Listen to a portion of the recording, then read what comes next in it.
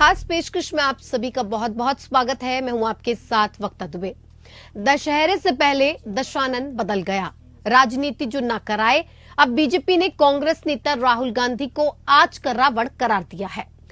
24 के चुनाव से पहले सत्ता और विपक्ष की तलखी एक नई ऊंचाई को छू रही है और इसी का नतीजा है बीजेपी का रावण वाला नया पोस्टर। रावण के 10 सिर थे, लेकिन बीजेपी ने जो नए दशानन का पोस्टर रिलीज किया है उसमें 7 सर हैं। बीजेपी ने अपने सोशल मीडिया पर राहुल गांधी की एक तस्वीर पोस्ट की और उन्हें नए जमाने का रावण बताया। पार्टी ने लिखा कि नए जमाने का रावण यहां है, वे दुष्ट, धर्म और राम विरोधी हैं। उनका एकमात्र लक्ष्य देश को बर्बाद करना है। बीजेपी ने अपने सोशल मीडिया हैंडल पर जो पोस्टर जारी किया उसमें राहुल के 7 सर दिखाए गए हैं और इस पर लिखा है कि भारत खतरे में है और तस्वीर के ठीक नीचे बड़े बड़े अक्षरों में रावण लिखा हुआ है और इसके नीचे अंग्रेजी में ही a Congress party production director by George Soros लिखा गया है। तो भारतीय जनता पार्टी का आरोप है कि जॉर्ज सोरोस के लोग कांग्रेस की भारत जोड़ो यात्रा में शामिल हुए थे और इसके अलावा पार्टी के नेताओं ने ओपन सोसाइटी फाउंडेशन नाम के एक गैर सरकारी संगठन का नाम लिया है। बीजेपी नेताओं का दावा है कि इस एनजीओ की फंडिंग अमेरिकी अरबपति जॉर्ज सोरोस करते हैं और इसके उपाध्यक्ष सलिल शेट्टी ने कांग्रेस की भारत जोड़ो यात्रा में भी शामिल हुए थे। 17 फरवरी को बीजेपी के प्रवक्ता गौरव भाटिया ने सोशल मीडिया पर फोटो पोस्ट किया जिसमें सलिल शेट्टी राहुल गांधी के साथ भारत जोड़ो यात्रा में एक साथ दिखाई दिए। इसके अलावा भाजपा के एक और प्रवक्ता शहजाद पूनावाला ने इसी तारीख को एक वीडियो पोस्ट किया जिसमें प्रवीण चक्रवर्ती के नाम का जिक्र हुआ। अब अपने भाई के बचाव में कांग्रेस नेता प्रियंका गांधी वाड्रा भी उतर गई। वो जमकर भाजपा पर भड़की और कहा कि क्या नरेंद्र मोदी अपने वादों को भूल गए हैं, अपनी कस्मों को भूल गए हैं। वाड्रा ने सोशल मीडिया एक्स पर हिंदी में ट्वीट कर निशाना साधा। प्रधानमंत्री नरेंद्र मोदी और जेपी नड्डा से पूछा कि वो राजनीति को गिरावट की कौन सी मंजिल तक ले जाना चाहते हैं। प्रियंका गांधी ने लिखा कि नरेंद्र मोदी जी और जेपी नड्डा जी, आप राजनीति और बहस मुहावजे को गिरावट की कौन सी मंजिल तक ले जाना चाहते हैं। आपकी पार्टी के आधिकारिक ट्विटर हैंडल से जो हिंसक और उकसाऊ ट्वीट किए जा रहे हैं, क्या उसमें आपकी सहमति है? ज्यादा समय नहीं बीता, आपने शुचिता की कसम खाई थी, क्या वादों की तरह कस्में भी भूल गए? और इससे पहले कांग्रेस ने एक्स पर ही प्रधानमंत्री नरेंद्र मोदी की तस्वीर सबसे बड़ा झूठा शीर्षक के साथ साझा किया था और साथ ही एक अन्य पोस्टर में पीएम को जुमला बॉय भी कहा गया था।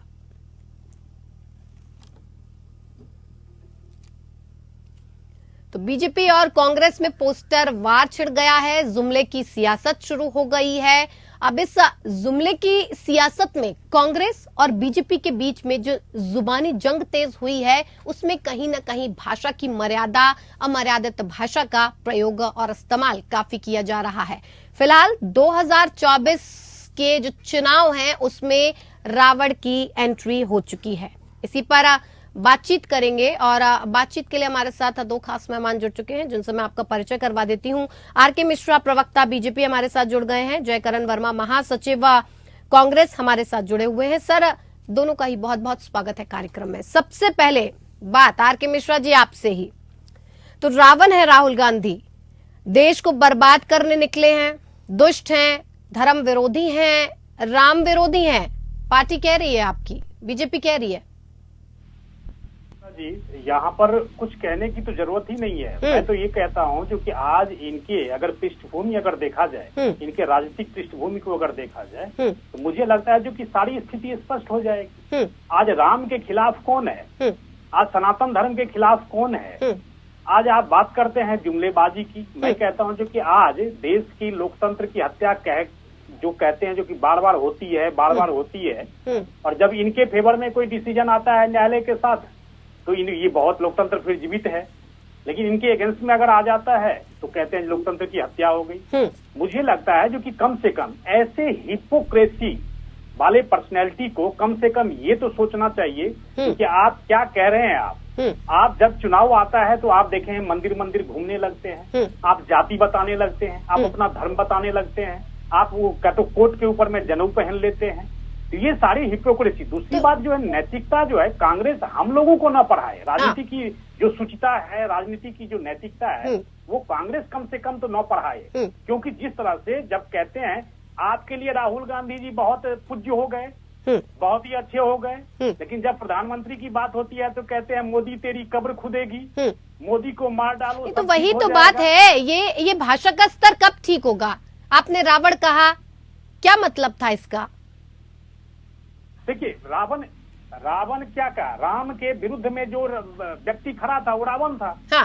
आज राम को न मानने वाले हाँ। यही खड़े हैं। तो दूसरी तरफ इधर अगर देखा जाए, आर के मिश्रा जी, रावण को तो प्रखर, महाविद्वान, पंडित, ज्ञानी कहा जाता था, और आपकी पार्टी अभी तक राहुल गांधी को पप्पू कह रही थी। अब अचानक से वो इतने महान हो गए, अब तो वो प्रखर, महाविद्वान, ज्ञानी सब हो गए। यही कहना चाहते हैं आप जो तुलना कर रहे हैं? नहीं, आप वक्ता जी मेरे से पूछ रहे हैं? हाँ जी, आप ही से, आर के मिश्रा जी। मैं कह रहा हूँ जो कि राम को के अस्तित्व को नकारने वाले कौन हैं? एक चीज बताइए, सनातन धर्म को नष्ट कर दो और इससे सब कुछ सही हो जाएगा। हिंदू धर्म को नष्ट कर दो, ये सही हो जाएगा, और इसके ऊपर में चुप्पी साध लेते हैं। तो मुझे तो लगता है जो कम से कम ये नैतिकता और शुचिता की बात कम से कम कांग्रेस न पढ़ाए। बिल्कुल। और कोई पार्टी पढ़ाए मुझे लगता है जो सही है, लेकिन कम से कम कांग्रेस न पढ़ाए इस चीज को। और राहुल गांधी जी का जो ये चित्रण है, मुझे लगता है जो कि बिल्कुल सही चित्रण है, और चित्रण के तरीके से, चित्रण जिस तरह से किया गया है उसी तरीके से उनका जो क्रियाकलाप है, ये जो राजनीतिक उनकी जो पृष्ठभूमि है, बिल्कुल उसी के अकॉर्डिंग चली आ रही है, उसी के अनुसार चली आ रही है। जयकरण वर्मा जी, देखिए, आप ही की बोली में आप ही को जवाब दे रही है बीजेपी, तो इसमें इतना परेशान क्यों हो रहे हैं जयराम रमेश? इतना लंबा चौड़ा ट्वीट लिख दिया। नहीं, देखिए, हम लोग परेशान नहीं हो रहे हैं, हम लोग ये मानते हैं क्योंकि जो जिसका स्वभाव होता है, अपने व्यक्तित्व के हिसाब से आदमी की बोली भाषा और उसके संस्कार जब जाहिर होते हैं। जब दिल्ली में बहुत बड़ा बड़ा पोस्टर अनपढ़ का लगाया गया, तो स्वाभाविक है कि बयान और लट्ठेबाजी और ट्विटर पर या भाषणबाजी या जो भी बयान आएंगे वो उसी तरीके से आएंगे, क्योंकि एक पढ़ा लिखा इंसान और अनपढ़ इंसान में बड़ा अंतर होता है। तो वो तो कह रहे हैं कि आपने ऐसी बोली शुरुआत की, आपने ऐसा बोलना शुरू किया, इस बोली की शुरुआत कांग्रेस की तरफ से हुई, इसलिए हमने वही जवाब दिया।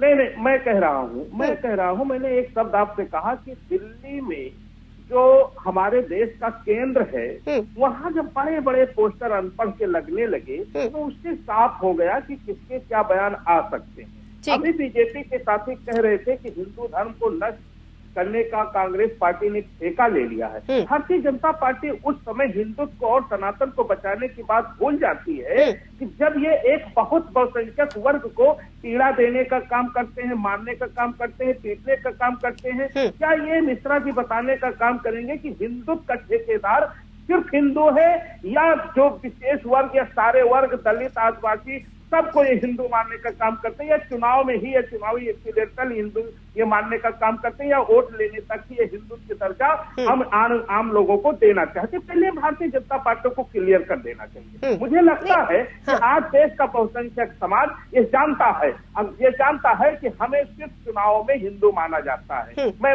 मिश्रा जी से एक बात कहकर अपनी बात खत्म करना चाहूंगा।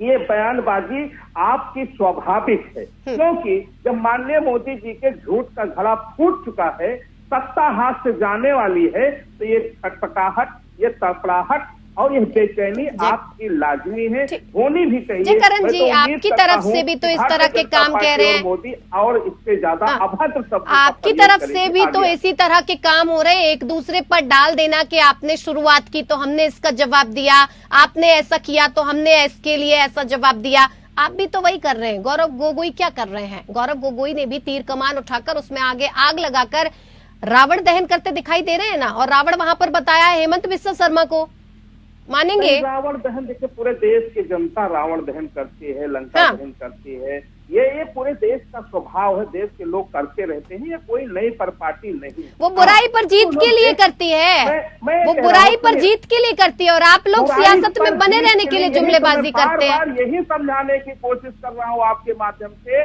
कि माननीय मोदी जी का, भारतीय जनता पार्टी का जो झूठ है, वो झूठ का घड़ा फूट चुका है। झूठ सर पर जवाब सत्य की विजय हो, इस लड़ाई को हम लोग लड़ने जा रहे हैं। पूछना चाह रही हूँ सवाल, जयकरण जी आप उसका जवाब नहीं दे रहे हैं। उन्होंने किया, उन्होंने रावण करार दिया। गौरव गोगोई की तरफ से, कांग्रेस की तरफ से क्या किया गया? कांग्रेस ने भी तो वही किया जो बीजेपी ने किया। वो नहीं, कांग्रेस ने वो नहीं किया। कांग्रेस झूठ की राजनीति को खत्म करके सत्य की राजनीति पर जीत दर्ज कराना चाहती है, वही तो है खड़ी है। और जो झूठ है वो बहुत दिन, कागज की नाव बहुत दिन ज्यादा नहीं चल सकती। इसलिए जो रावण है वो रावण कहलाएगा, जो भ्रष्टाचारी हो भ्रष्टाचारी कहलाएगा, जो देश विरोधी है वो देश विरोधी कहलाएगा, जो देश को बेचने वाला है वो देश बेचने वाला कहलाएगा, और जो देश बचाने वाले कतार में खड़े हैं 2024 आते ही, लोकसभा चुनाव आते ही एक दूसरे की पार्टियों में आप लोगों को रावण नजर आने लगा है। जी आर.के. मिश्रा जी। वक्ता जी देखिए, ये मेरे पास एक ये इमेज है। हाँ। देखिए मतलब क्या राजनीति की सुचिता और राजनीति की जो परिभाषा है क्या दिखा रहे हैं ये देखिए। ये जब भारत जोड़ो यात्रा हो रहा था तो 145 डेज मोर टू गो और आरएसएस के पेंट में ये आग लगा रहे हैं। ये देख लीजिए, और ये हमें राजनीति की सुचिता और नैतिकता पढ़ा रहे हैं। मैं मात्र इतना कहना चाहता हूँ, राजनीति के अंदर में सुचिता भी होनी चाहिए, शब्दों के ऊपर में बिल्कुल मर्यादा होनी चाहिए। मैं ये नहीं कह रहा हूँ जो कि पोस्टर से जवाब होना चाहिए। मैं कहता हूँ जो कहीं ना कहीं आपके लाखों फॉलोअर्स होते हैं, जो नेता होता है उसके लाखों फॉलोअर्स होते हैं, और उस फॉलोअर्स को ध्यान में रखते हुए आपकी जो अगर कोई भी क्रियाकलाप करते हैं तो समाज के ऊपर में उसका इम्पैक्ट पड़ता है, प्रभाव पड़ता है।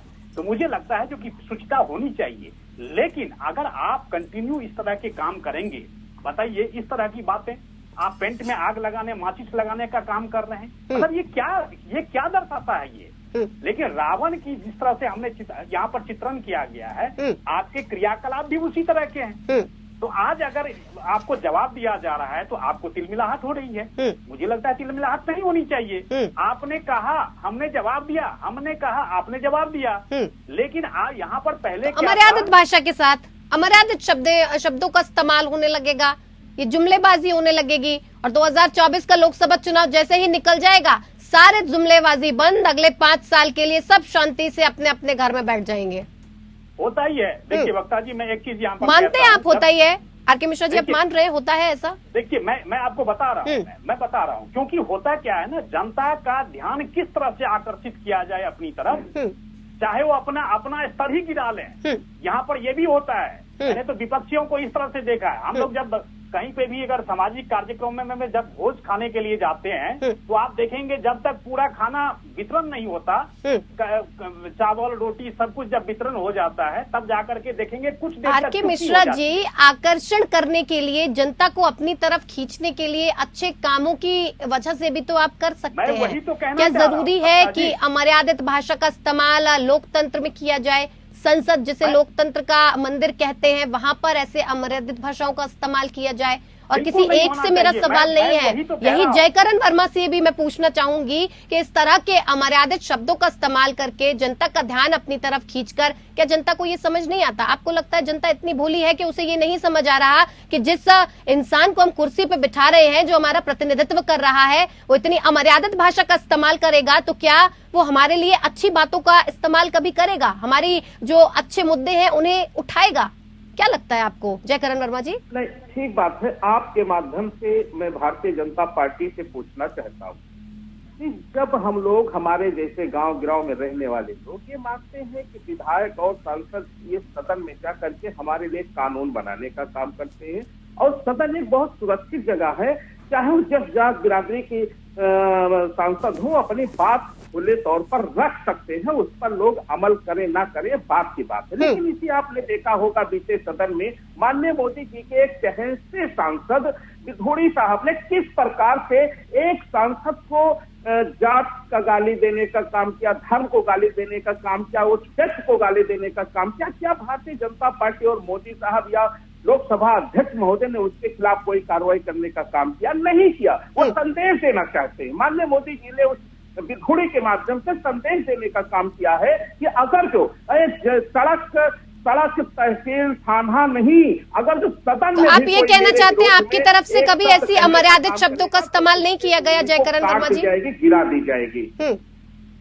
मेरा ये कहना है, मोटी मोटा ये कहना था कि जब सदन में माननीय मोदी जी के खास कहे थे धूड़ी साहब ने एक सांसद को जिस प्रकार से बेइज्जत करने का काम किया, लोग हम ये समझ लेंगे, लेकिन पार्टी के ऑफिशियल ट्विटर हैंडल से इस तरह का पोस्टर जारी किया जाता है, इस तरह की बातें उसमें लिखी जाती हैं, इसको लेकर क्या कहा जाए? ये क्या दर्शाता है? इसके क्या मायने हैं मौजूदा राजनीति को लेकर? क्या कहेंगे आप इस पर? मैं पार्टी लाइन से उठ करके भी अगर कोई कहेगा तो मैं पार्टी राजनीति वाली बात जो है ना, राजनीति में स्वच्छता बहुत जरूरी है। आप हर तरफ से स्वच्छता, मैं शब्दों का ही नहीं बल्कि हर एक पहलू को छूने की कोशिश कर रहा हूँ। हर तरीके से बिल्कुल स्वच्छता होनी चाहिए। लेकिन स्वच्छता अगर आप ये कहेंगे, अगर आप कीचड़ के अंदर में जब जाएंगे तो आप सोचेंगे जो कि नहीं मेरा पेंट तो कम से कम गंदा नहीं होना चाहिए, ये तो फिर तो बड़ी दिक्कत है। फिर देखिए आर.के. मिश्रा जी, बात क्या है ना कि आप सत्ता में बैठे हैं, आप जनता का प्रतिनिधित्व कर रहे हैं और सरकार में बैठे हैं, केंद्र में बैठे हैं। ऐसे में जब इस तरीके का ऑफिशियल ट्विटर हैंडल से कुछ इस तरह की चीजें या पोस्टर बाहर आती हैं तो सवाल आपके ऊपर ज्यादा उठते हैं कि विपक्ष चाहे जो करे, सत्ता पक्ष अपना आपा क्यों खो देता है? फिर आप में और विपक्ष में फर्क क्या है? जनता ने अगर आपको चुना तो कोई फर्क देखा होगा? वक्ता जी बिल्कुल सही कह रहे हैं आपकी। मैं बातों का सम्मान करते हुए, यहाँ पर जयकरण जी भी हैं, बहुत ही मजे हुए प्रवक्ता हैं, मैं उनका भी सम्मान करते हुए मैं इतना जरूर कहना चाहता हूं, जो कि चाहे कोई भी हो, कांग्रेस हो, बीजेपी हो या कोई भी अन्य पार्टियां, मुझे लगता है जो कि कम से कम इस तरह की जो बातें हैं, इस तरह के शब्द हैं, जो वाक्य हैं, जो मर्यादा से बाहर की बातें हैं, उनको कम से कम नहीं होना चाहिए। मैं बिल्कुल स्पष्ट रूप से कहना चाहता हूं। लेकिन होता डिबेट पे सामने तो आप लोग इतना सम्मान दिखाते हैं, हम सम्मान करते हैं, हम आपके लिए इतना आदर रखते हैं, यहाँ से हटते ही पीछे आप लोग किस कदर लड़ते हैं, किस कदर की भाषा का इस्तेमाल करते हैं, ये सब जानते हैं। जयकरण वर्मा जी, देखिए वक्ता जी, मैं बार बार आपसे भी कह रहा हूं और मिश्रा जी से भी निवेदन करता हूं, देखिए इनकी विचारधारा में कहीं से भी एक संस्कार जो होता है दूसरों के अदब लिहाज का, वो नहीं। जैसे मिश्रा जी ने एक बात कहने का काम किया कि कांग्रेस की तरफ से संघ का नेकर जलाकर, सर वो तो स्वीकार भी कर रहे हैं। मैं जब से आपसे सवाल कर रही हूँ वो इतना तो स्वीकार कर रहे हैं कि हम आदर करते हैं, सत्कार करते हैं, इस तरह की भाषा का इस्तेमाल नहीं करना चाहिए। लेकिन आप तो कह रहे हैं कि इनकी विचारधारा ही ऐसी है, तो क्या कांग्रेस की तरफ से इस तरीके की बातें नहीं की गई? क्या मैं गिनाऊं? वक्ता जी सुन लीजिए, एक मिनट सुन लीजिए, हमारी भी सुन लीजिए। मैं वक्ता जी, क्या संघ के लेकर जलाना, लेकर किसकी पहचान है? अगर जो कहेंगे तो फिर विदेशी का जलाने का काम करते हैं, चाइनीज सामान का जलाने का काम करते हैं। लेकर भी इसी तरह कुछ संस्कृत देता था।